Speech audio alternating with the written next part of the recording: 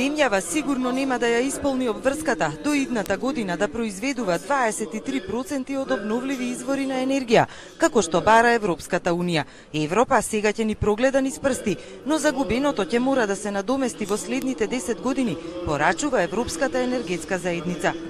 Веројатно земјата нема да ја достигне таа цел до 2020 година, бидејќи во претходните години не се направи баш многу на тоа поле, но во одредувањето на целите до 2030 година, што ќе биде на дневен ред на Министерскиот совет во декември, тоа ќе се прескокне за 2030-та. Значи не може да се заборави дека тоа сега не се постигнало, туку ќе треба овој застој да се надокнади од 2020 до 2030 година.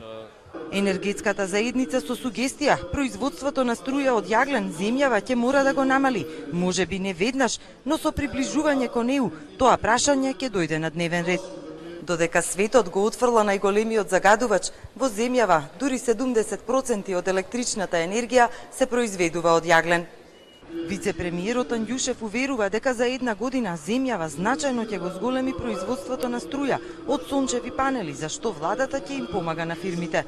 Првиот чекор ќе биде направен овој месец со распишување на тендерска постапка.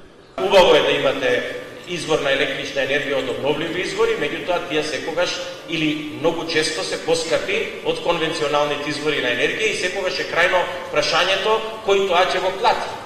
Од Американската амбасада во земјава порачаа дека гасното поврзување со Грција ќе обезбеди и други извори на газ за земјава, како што е оној од Азербејџан.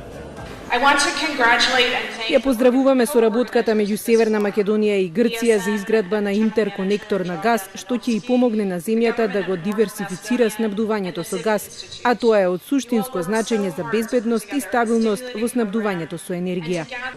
Владата тврди, изградбата на гасоводниот систем во земјава е во напредна фаза. Вчера ме информира од Министерството за транспорт и врски дека треба дополнителни пари за капитални инвестиции во делот на изградбата на националните гасоводи, зашто сме среќни. На Македонскиот енергетски форум во Охрид, кој се одржува по втор пат, властите најавуваат поголем интерес за инвестирање од грчките компании во енергетиката по потпишувањето на Преспанскиот договор.